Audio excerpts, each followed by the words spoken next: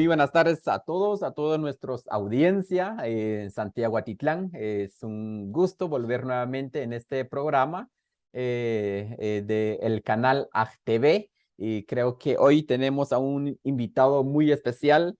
Es el doctor Sabino. Este nació en Buenos Aires y reside actualmente en Guatemala desde comienzos del siglo. Es sociólogo, doctor en ciencias sociales. Se ha dedicado a la docencia universitaria en varios países de América Latina y la investigación histórica. Ha escrito numerosos libros, entre los que se destacan sus obras sobre metodología, sobre historia contemporánea, entre otros.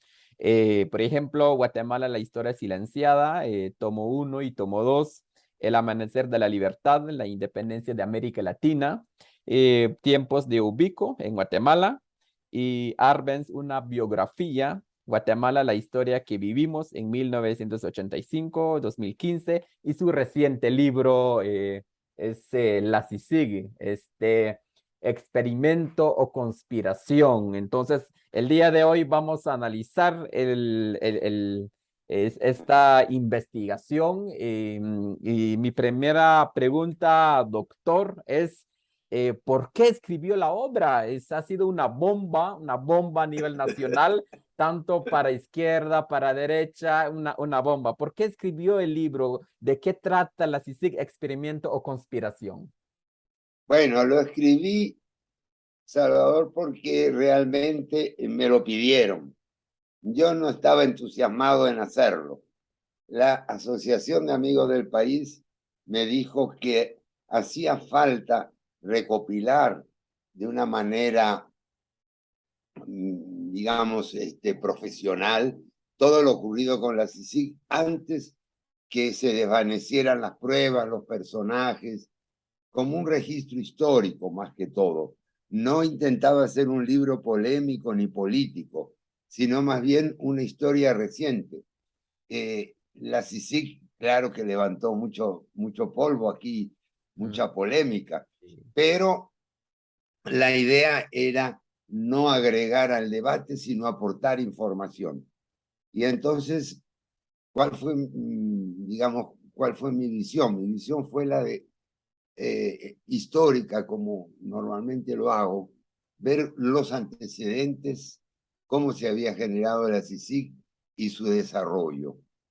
El libro tiene dos partes, una parte que es así como descriptiva y la segunda parte que relata los casos más importantes en que intervino la CICIG. Por eso le llamé casos emblemáticos. Importantes por las figuras políticas o empresariales que estuvieron ligadas, por la repercusión internacional que tuvieron, por diversas razones. Claro que la CICIG, digamos, intervino en más de 100 casos y yo tomé como unos 15, pero no se podía hacer más para presentar el registro en un solo tomo. Justamente el que quiera puede profundizar y hacer el trabajo de investigación ya más a fondo para esos casos u otros casos. Pero esa es la verdadera historia de este libro. Fue un pedido, ellos realmente aportaron mucho, promovieron la obra y bueno, y la obra ahora resultó que es que todo el mundo está hablando de eso.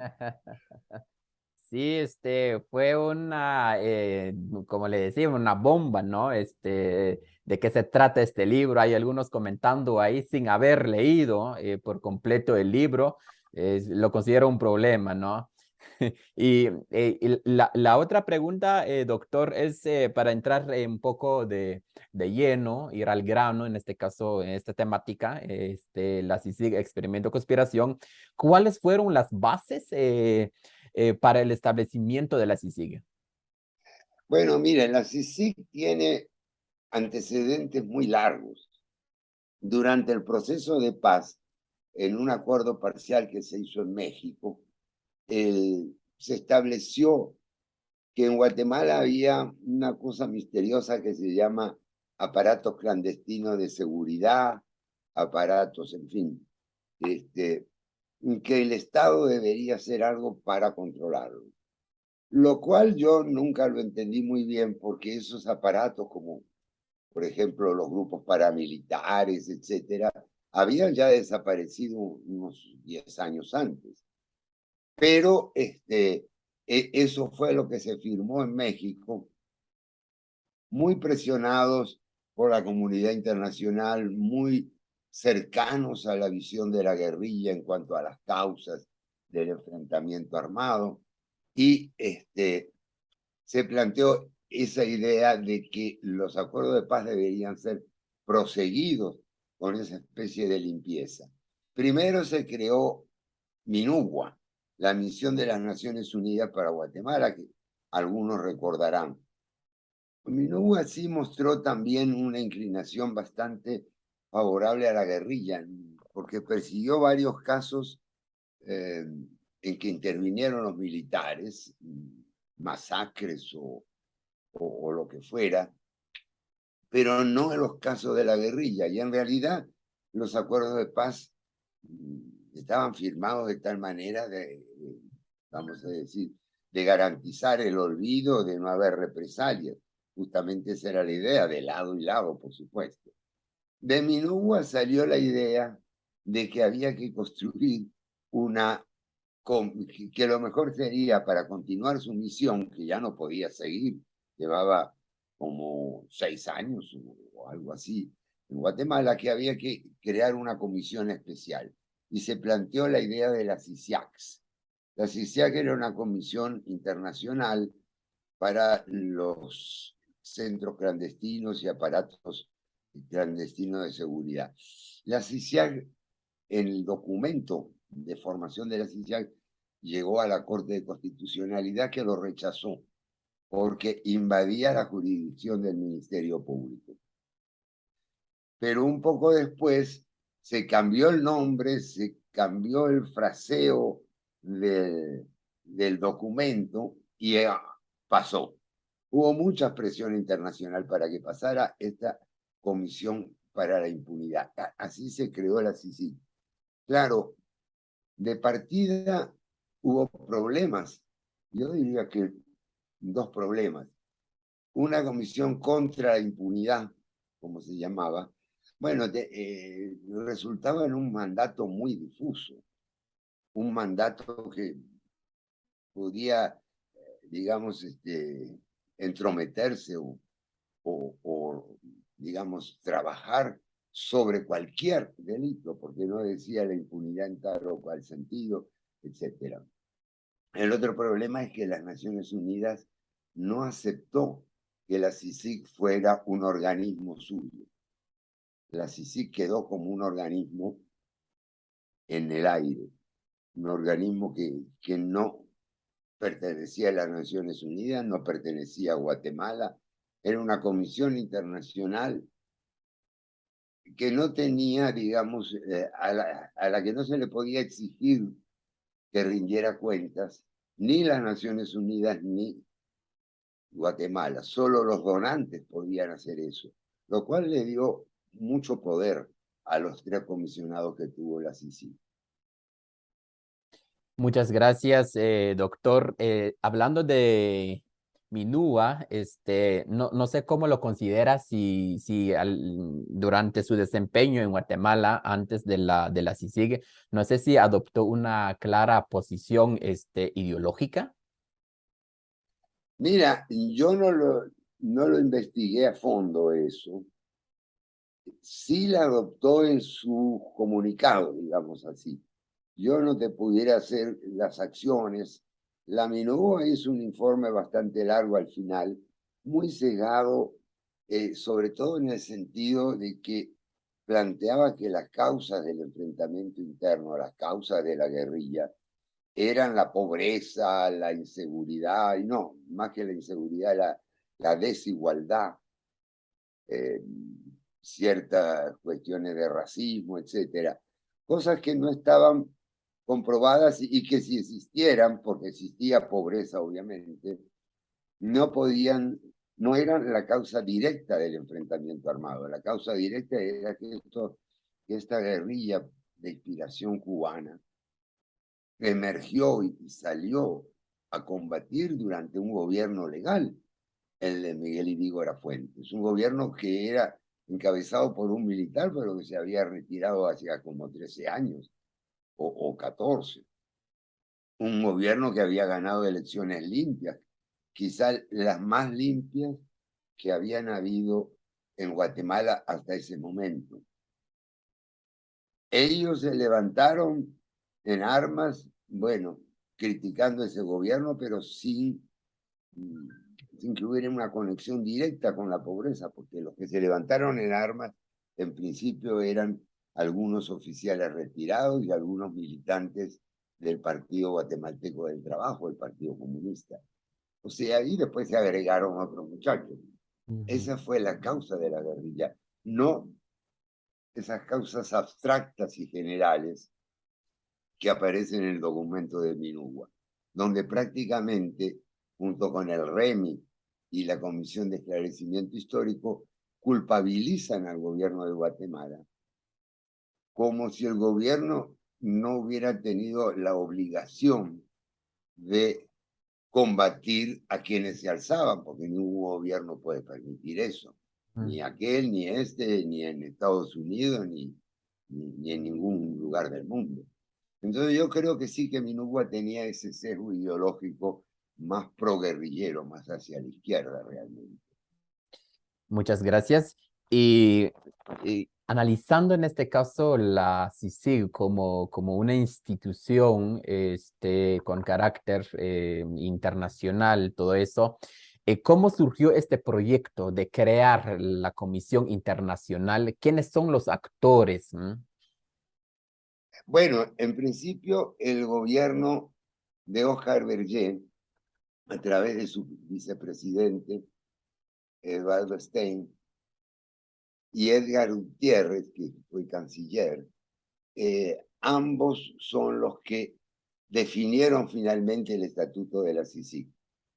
Ellos, no sé si ingenuamente o no, porque no puedo entrar en sus cabezas, pero ellos creyeron o presentaron el caso de una comisión que podía estar y que debía estar más allá de los intereses de grupos, de los grupos de presión, de las redes de corrupción, etcétera. Una comisión internacional que pudiera mantener una total independencia.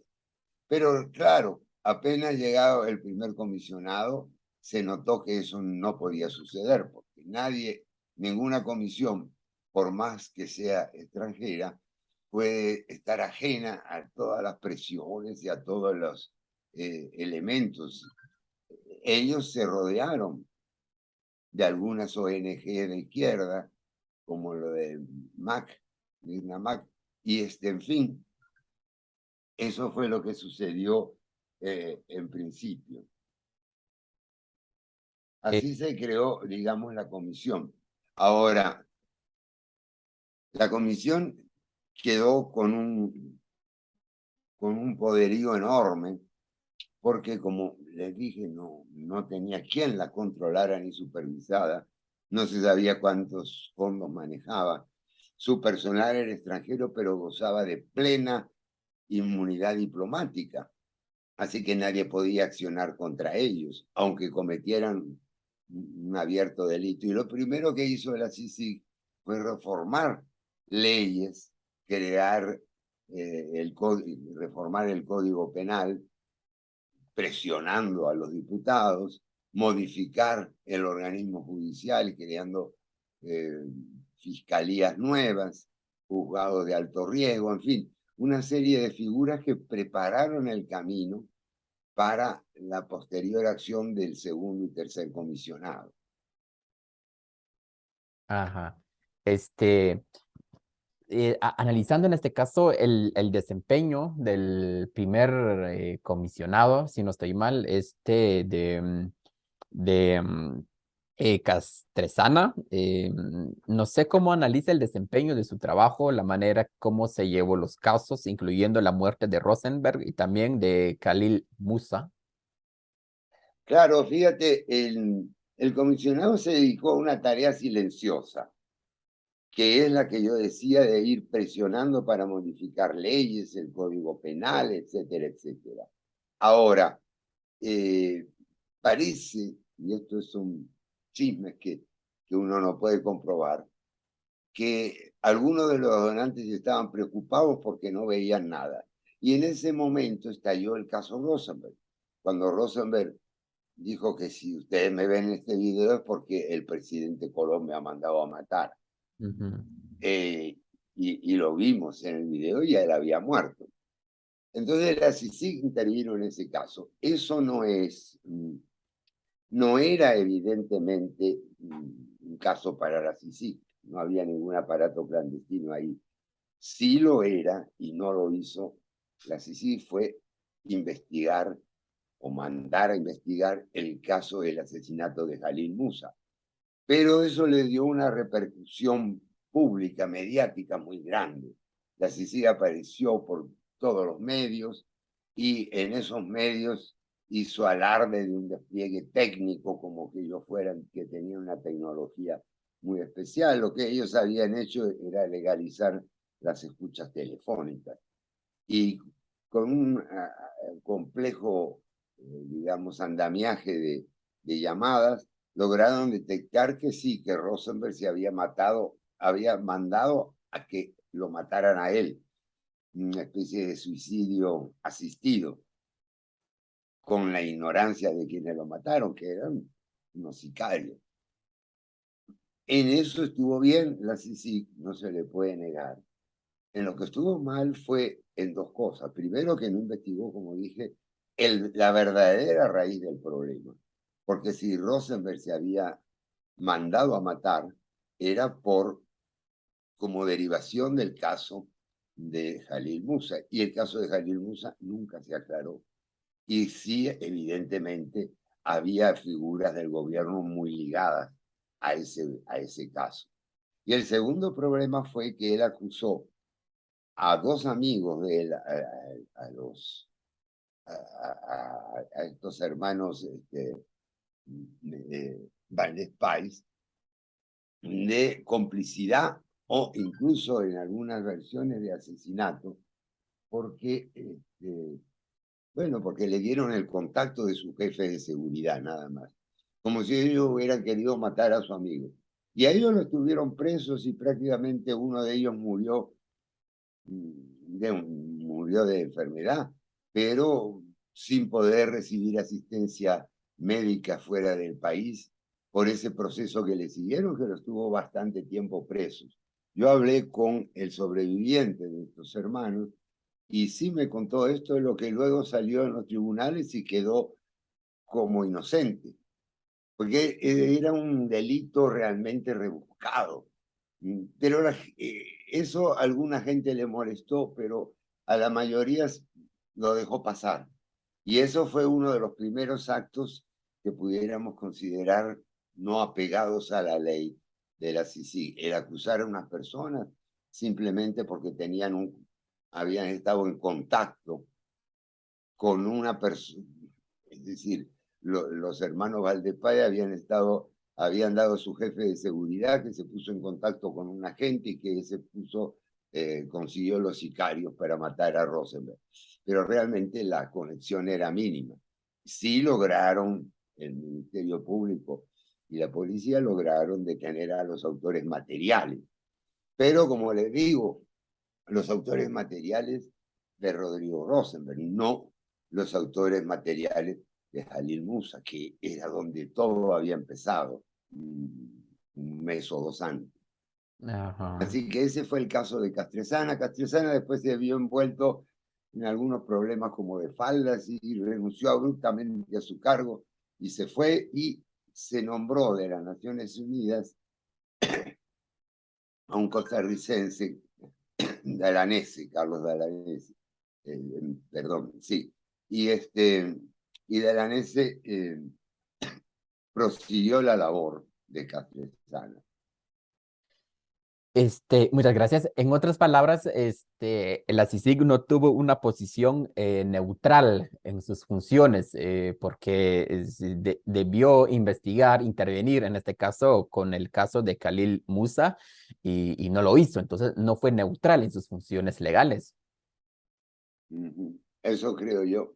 Eso creo yo que ahí sí había, no en el caso de los Valdés Pais, pero sí en el caso de Musa, había involucrado a altos personajes del gobierno Mm. y eran a los que Rodrigo Rosenberg estaba acusando. O sea que por ahí debería haber ido, digamos, en la pesquisa. Al final se hicieron unas acusaciones que no fueron aceptadas en los juzgados y el caso quedó realmente cerrado sin ningún responsable real. Las posibles figuras del gobierno que pudieran haber estado involucradas, como Sandra Torres o Alejos o el propio presidente, no sé, esas personas quedaron sin mirar, lo cual ya le dio un tinte político, digamos así, a esta comisión. Sí, después vamos a hablar sobre la politización de la CICIG.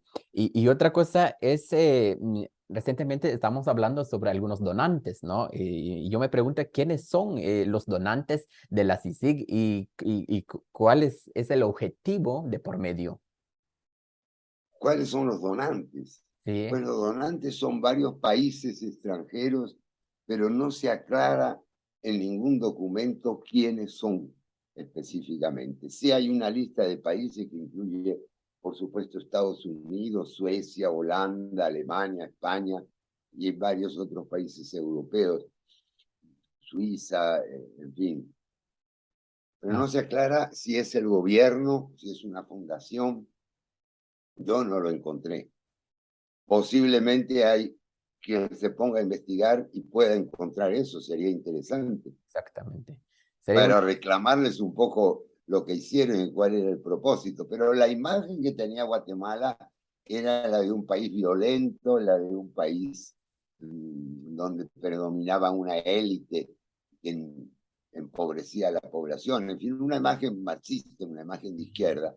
Y Claro. esa visión, sobre todo en algunos funcionarios, en algunas ONG, llevó a fomentar esta CICIG que pronto se fue politizando, porque el segundo comisionado, me adelanto yo a la pregunta, Adelante, adelante. el segundo comisionado, Dalarese, Carlos Dalarese, enfocó sus baterías y su esfuerzo para el caso que ellos llamaron Pavo Real, o sea, del operativo que había hecho el gobierno de Berger en la cárcel de Pavón, donde habían muerto 7 reclusos.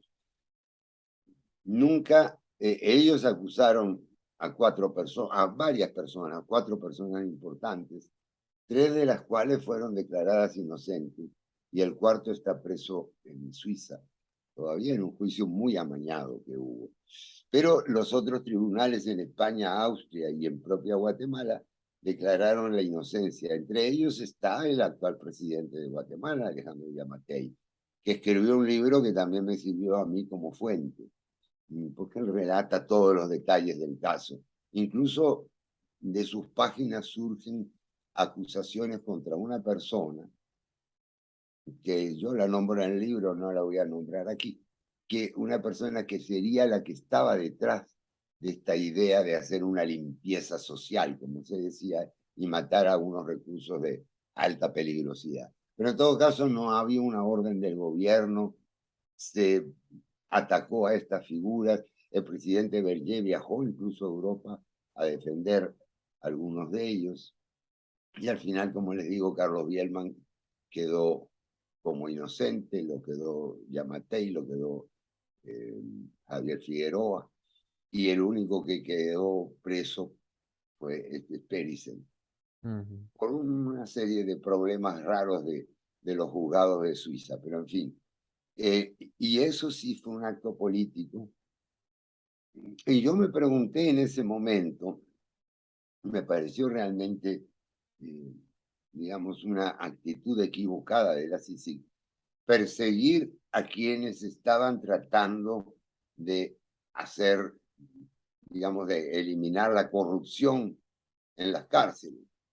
Entonces, eso le dio a los presos de alta peligrosidad o a cualquiera la idea de que se podía hacer cualquier cosa, de que no iba a haber represión contra ellos, porque si un jefe de policía o un ministro de gobernación intentaba eliminar esas redes de corrupción que había y que hay todavía en las cárceles, pues lo iban a enjuiciar al jefe de policía y no a los corruptos que manejan las cárceles.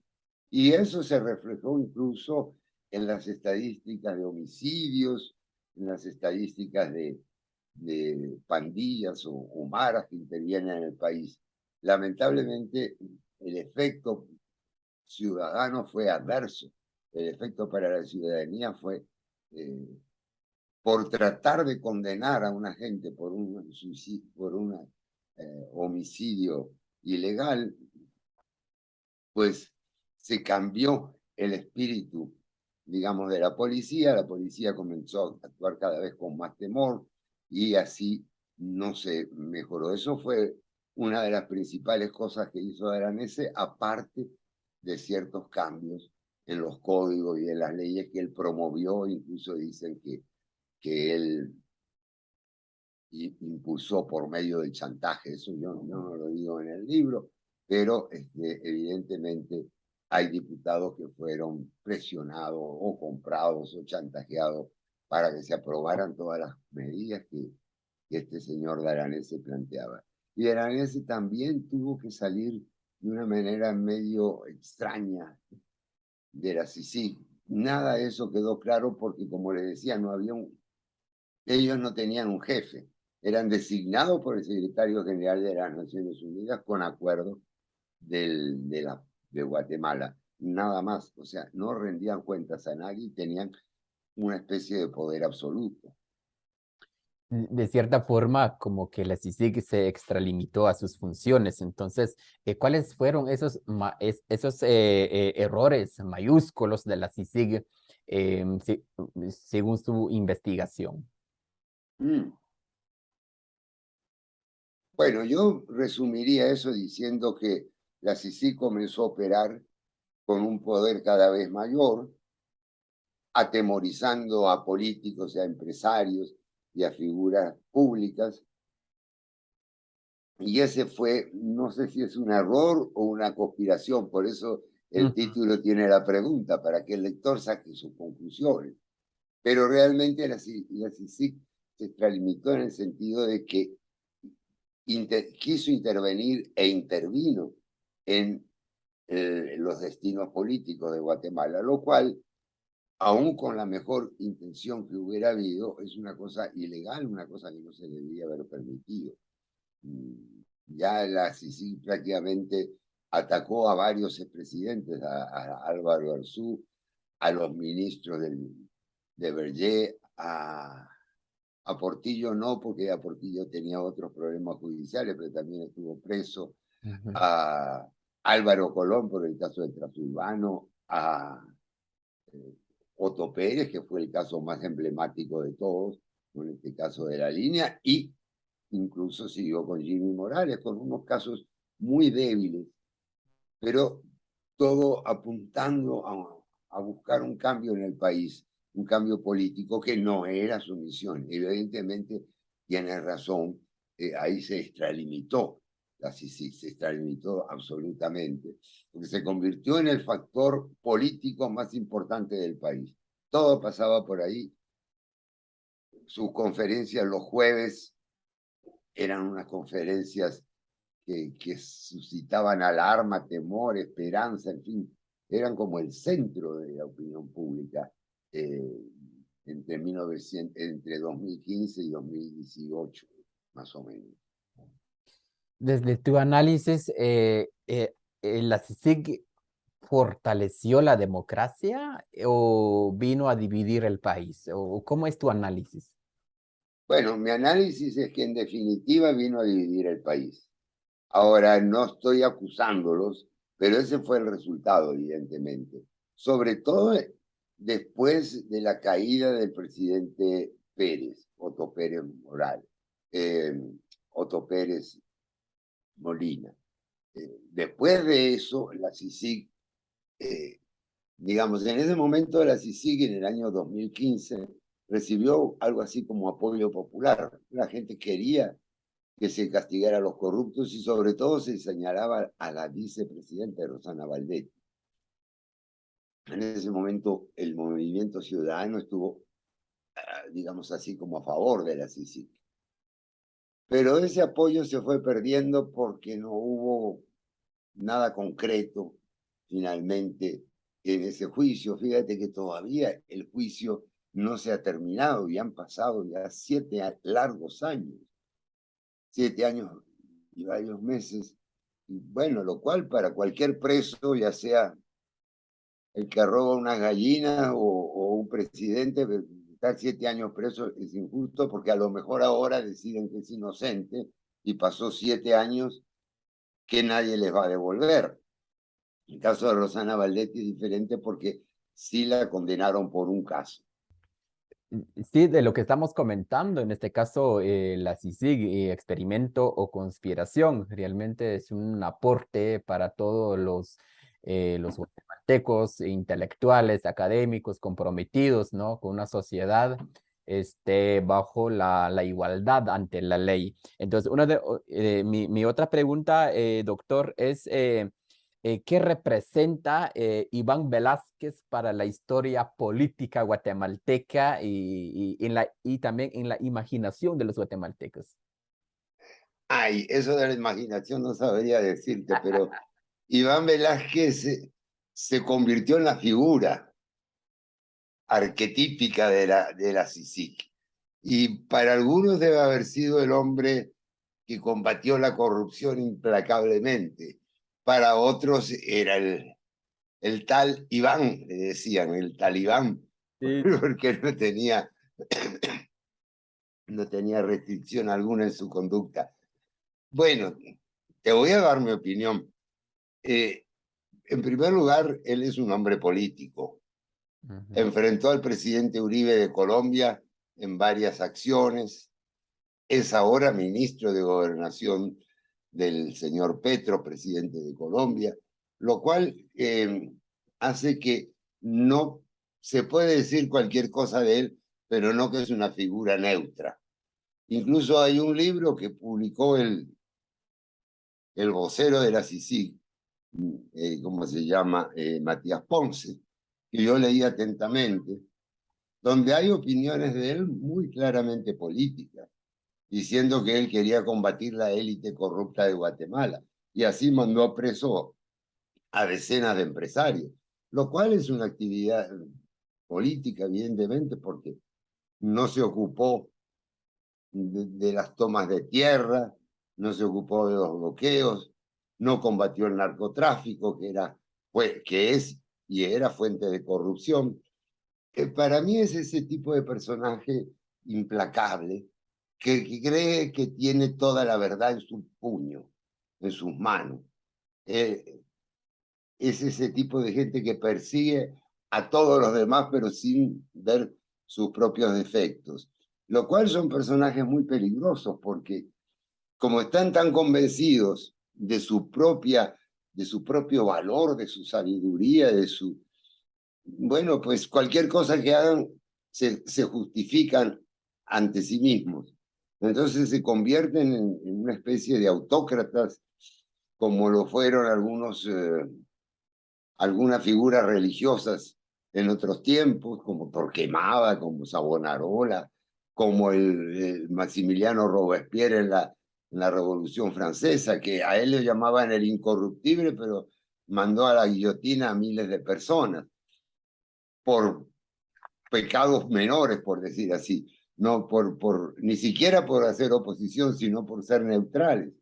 Es decir, es ese tipo de personalidad implacable, Ajá. lo cual lo convierte en algo muy peligroso y aquí él mostró que realmente, incluso los creadores de la CICIG, yo pude entrevistar a estos dos que mencioné, a Stein y a, ¿cómo se llama? Y a Gutiérrez, no estaban muy conformes con lo que él hizo, porque él se convirtió en el centro.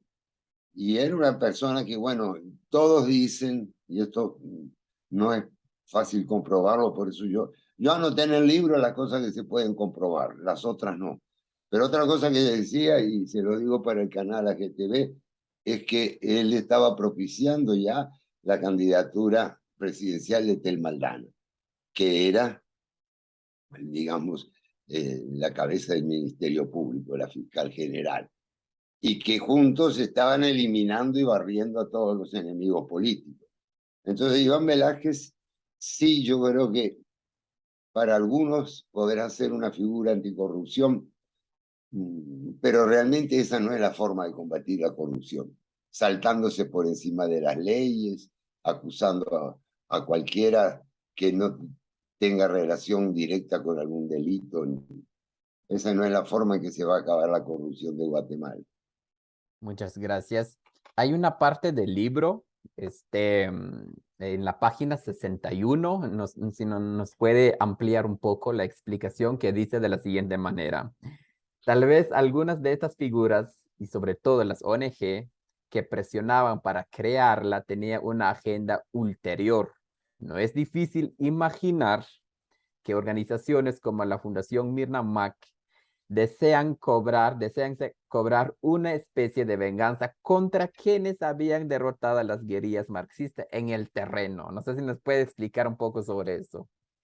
Bueno, fíjate que la CICIG colaboró en todas las acciones que se hicieron judicialmente contra militares, un poco en forma bastante poco humanitaria, porque hay personas como el general Benedicto Lucas, que tiene bastante más que 80 años y está preso todavía. Y eso que él era el jefe de Estado Mayor, no, él no mató a nadie, ni, él mandó a combatir la guerrilla. Claro, Mirna Mac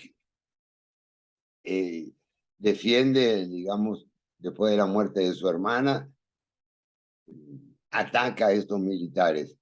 Y esta es la gente, Mirna Mac es el ejemplo más claro, pero hay muchos otros, que fueron los que, de alguna manera, a los que se acercó ya el primer comisionado. Había ONG de otro tipo, como la Fundación contra el Terrorismo, por decir un ejemplo extremo también. Pero había gente a la cual no se consultó. Lo que se hizo fue tomar el consejo de estas personas de izquierda resentidas. Claro, esto es una elaboración que uno hace, pero yo creo que es muy legítima. Personas que estaban resentidas contra el ejército y contra el sistema político de Guatemala porque eran parte o apoyaban a la guerrilla y la guerrilla fue derrotada porque fue derrotada. ¿Y por qué fue derrotada la guerrilla? Porque no tuvo apoyo popular.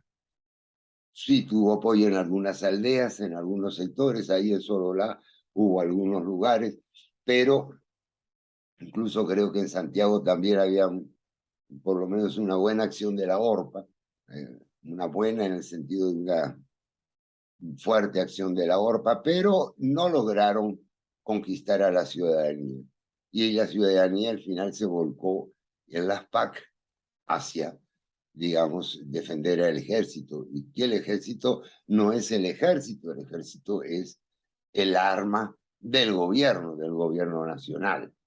Así que yo creo que eso influyó mucho, no solo en Castresana, sino en las propias Naciones Unidas, en el propio secretario general y en otras instancias de las Naciones Unidas que fueron creando, como te decía, esos acuerdos de paz para que pudieran aparecer estos experimentos como el de la Sicilia. Creo que no podemos evitar pensar de que la CICIG fue un instrumento de la izquierda nacional e internacional para meter las ideas del socialismo.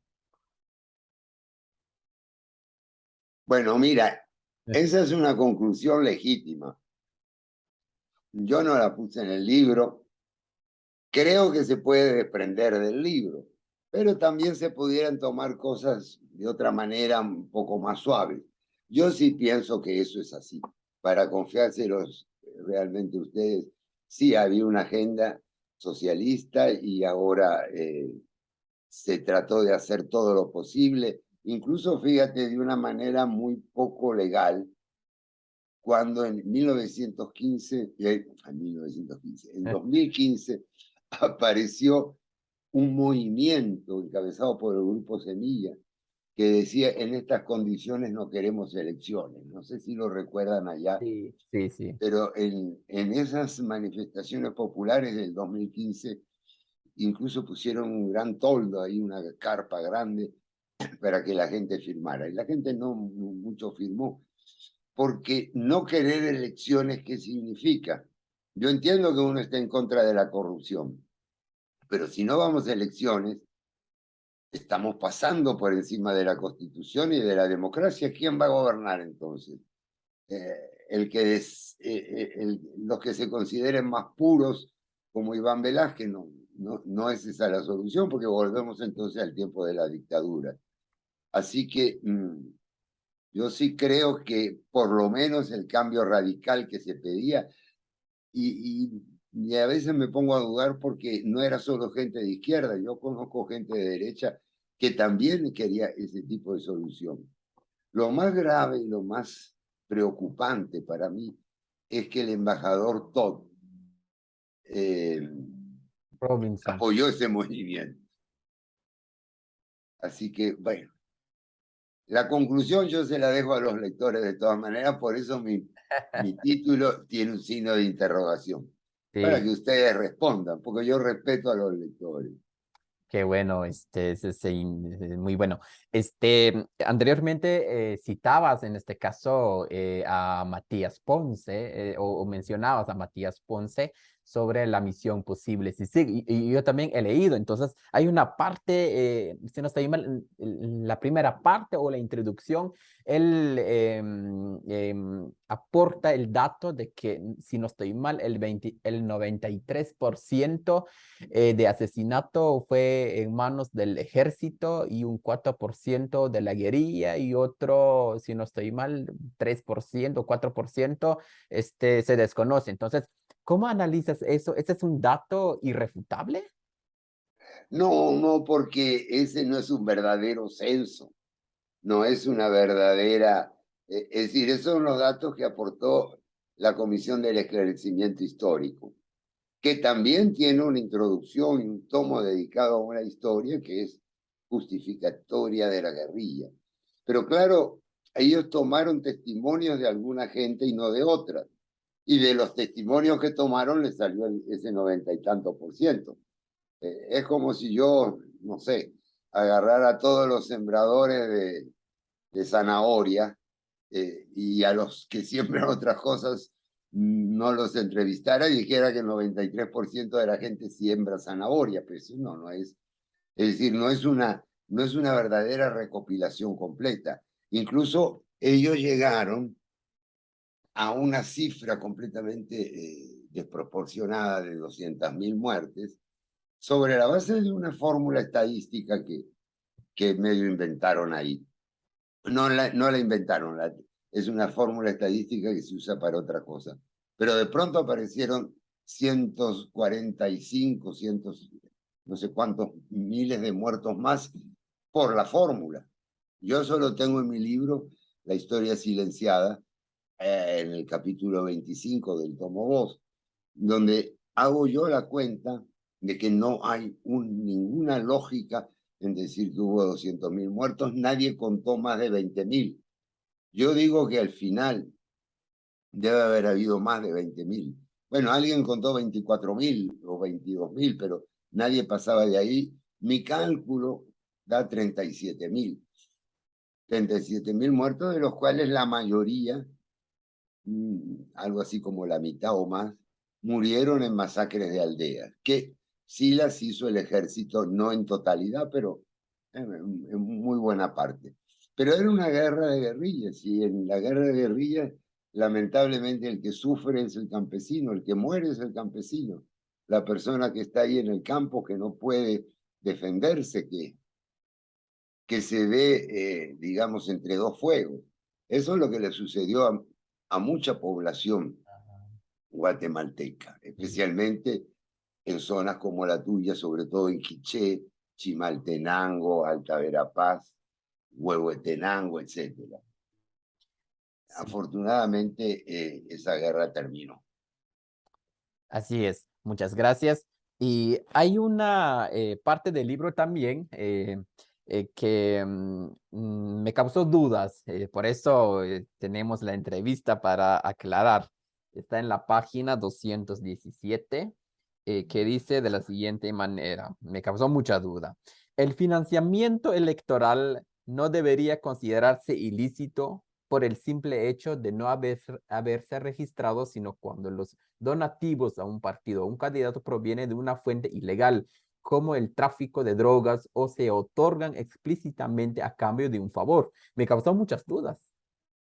¿Por qué te causa dudas? Bueno, porque no es ilícito que yo done 100 quetzales a un candidato y no se anote eso. Eso es una falta administrativa que debería castigarse administrativamente con una multa, una sanción de ese estilo. Ajá. Mm, Lo ilícito realmente es que la droga apoye candidatos.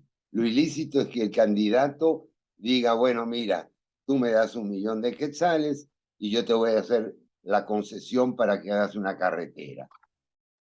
O para que venda medicamentos al IX o para cualquier, decir, para que se compren unos tractores o lo que fuera. Eso es ilícito, si hay algún tipo de pacto de relación. O si yo vengo y digo, mira, acá tengo 2 millones de dólares, pero eso sí, no combatas a la droga. Eso también es ilícito. Pero los demás no, porque los demás son empresarios.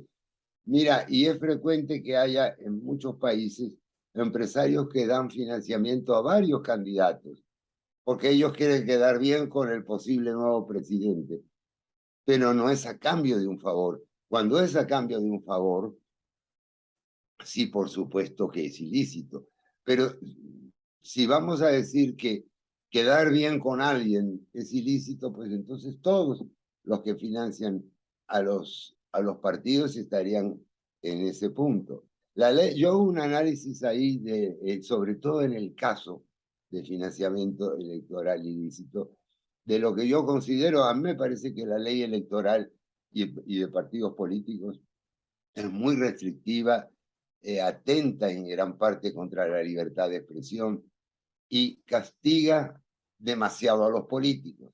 Y si castigamos a los políticos, lo que vamos a tener son los peores políticos, porque ¿quién los castiga? Y ahí viene la politización, Salvador, ahí viene la politización, porque yo persigo a este, pero no al otro. Y al final, financiamiento electoral no registrado debe haber en todos los partidos. No se puede llevar la cuenta de todas las contribuciones. Total que esa es mi explicación a esa duda. Te entiendo, entiendo perfectamente. Yo pensé en otras, interpreté en otras de otra manera, entonces creo que Mm, por la, claro. por esclarecer, ¿no? Y otra cosa también sobre la politización. Yo sé que acá anteriormente decía sobre que se politizó, en este caso la CICIG, y se buscó un personaje para trabajarlo desde la CICIG, desde el Ministerio Público, para ponerlo, posicionarlo ahí con tintes políticas partidarias, ¿no? Eso es, ¿cómo lo llamamos esto? ¿Es un abuso de poder o cómo lo llamamos? Mira, yo diría que es un abuso de poder, estoy de acuerdo contigo, pero además es parte del tipo de política que la CICIG se suponía que iba a combatir. O sea, que ellos se terminaron al final siendo lo mismo que combatían. A veces pasa eso, en la historia se ve. Ellos terminaron siendo un aparato más de esos aparatos que quieren tomar el control del Estado. Muy lamentable, muy triste. Yo conocí gente que me dijo, mire, yo estuve en Miami, ahí estaba esta señora que mencioné, me pidió dinero para su campaña, financiamiento electoral ilícito. Y claro, la gente con el temor de que la acusaran, pues le daba dinero. O sea que ella, pero como no tenemos un registro de eso, no podemos saber. ¿Era ilícito o no era ilícito? Yo diría que si había una presión, una especie de chantaje, de extorsión ahí, pues era un financiamiento ilícito. Y si no, no lo consideramos así. Simplemente el empresario se sintió débil y le dio el dinero. Pero por supuesto, esa persona no va a querer que yo diga su nombre. Ujú. Así que no lo dije. Muchas gracias. Bueno, Bueno, creo que me falta la última pregunta. perfecto. ¿Cuáles son las medidas concretas que se debe tomar para combatir la corrupción y el crimen organizado? Mira, te voy a decir, yo soy historiador y no manejo realmente la política de seguridad como para darte una respuesta. Es decir, humildemente reconozco que yo no tengo en la mano la solución. Hay varias soluciones, pero yo te puedo decir que lo que no hay que hacer. Lo que no hay que hacer es hacer leyes muy complicadas y enredadas, porque el corrupto es el que se beneficia de eso. Porque al funcionario le da un poder ilimitado prácticamente. Si alguien te dice, imaginemos algo así como que para sacar el DPI tuvieras que pagarle a alguien. Bueno, entonces cuando más complicado es sacar algo, eso no porque el RENAP esté en caso de corrupción, no quise decir eso, era simplemente un ejemplo.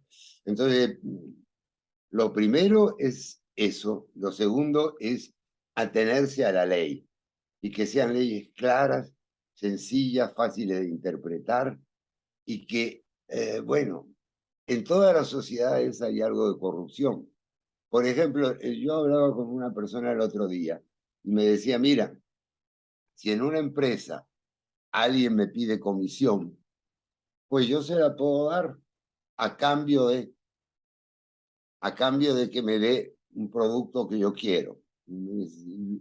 Bueno, yo te lo doy más barato, pero me das una comisión. Y eso no es corrupción realmente, eso es un tipo de negociación. Entonces, habría que hilar muy fino en la ley, y eso es lo que yo no sé hacer, para distinguir una cosa de otra. Porque no es ilegal que a mí vamos a decir así, que a mí me regalen una canasta navideña uno de mis clientes, o que yo se la regale a un cliente de una empresa.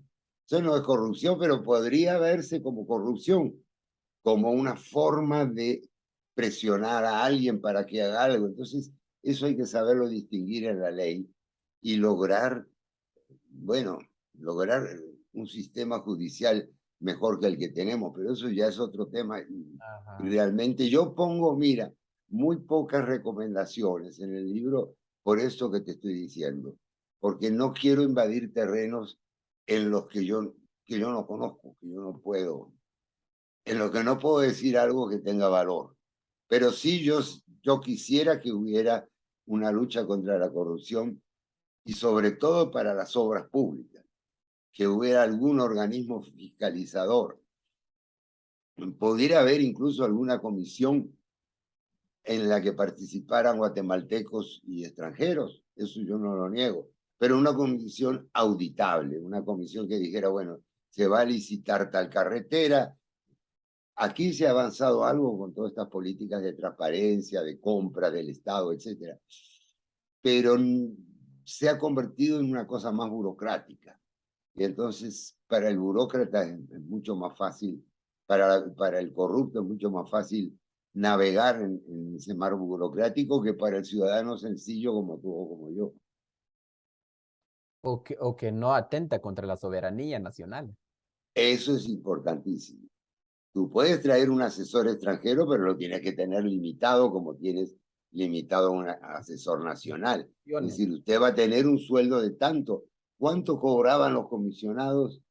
¿Cuál era el sueldo de ellos? Nunca se supo ni se va a saber. Pero era grueso, fuerte. Entonces, es importante también quién paga, ¿verdad? Ujú. Porque uno queda en manos de la persona que está pagando a ese asesor. Ese asesor no puede quedar mal con el que le paga. Por eso le preguntaba anteriormente los donantes, de cuáles son los objetivos de ellos al financiar, en este caso, un ente internacional, en este caso la CICIG. Bueno, por último, ¿qué recomendarías a tus lectores, ¿no? A los que leímos esto. Me falta unos 10 páginas, no lo terminé. Está bien. Gracias por el interés realmente. ¿Qué Bueno, recomendarías? que lean y que estudien, que dejen las pasiones de un lado. Eso es difícil porque todos tenemos pasiones, Sí. pero que lean, y siempre es bueno leer. Mira, yo me hice historiador leyendo historia, porque no estudié historia, no Mm. estudié la carrera de historia, no soy historiador de profesión, pero sí leyendo 20 libros sobre el Imperio Romano, hasta que fui agarrando una idea sobre eso, sobre la Revolución Francesa. Entonces yo creo que es un deber de todo ciudadano responsable en Guatemala y en cualquier parte del mundo conocer su historia, ver las diferentes formas de presentar a las figuras más importantes. ¿Quién fue Ubico? ¿Quién fue Arber? Por eso he escrito libros sobre ellos. Es un aporte, y yo sé que hay otros aportes, porque toda investigación histórica, todo libro es limitado, limitado por la capacidad de la persona, por el tiempo, por el dinero, por mil cosas. Pero lo que yo recomiendo a los lectores es que traten de dejar las pasiones de un lado y estudien y leen y conversen, pero conversen como personas tranquilas y sensatas. Esa es una recomendación que hago. Muy razonable, ¿no? Muchas gracias, doctor. Yo estoy agradecido por la entrevista. Gracias por aportar tus ideas y tu tiempo a favor, en este caso, por los principios democráticos, principios del liberalismo, ¿no? Liberalismo liberal. Creo que compartimos esos ideales en materia Exactamente. política. Entonces, yo estoy muy agradecido por esto. Bueno, yo estoy agradecido por el interés que ha despertado. Así que le agradezco realmente a ti y al canal que me hayan dado esta oportunidad de poder explicar parte de lo Así que es es. este libro. Un mensaje a los estudiantes, a los académicos, a los intelectuales. Bueno, eso no hay diferencia con el resto de los ciudadanos. Estudien, lean pacientemente, propónganse ser objetivos. No lo van a lograr, pero si yo no me lo propongo, si yo digo, este Velázquez es un monstruo de partida, no. Y cuando hay un problema como la corrupción o cualquier otro, antes que buscar soluciones hay que entender bien el problema. Ajá.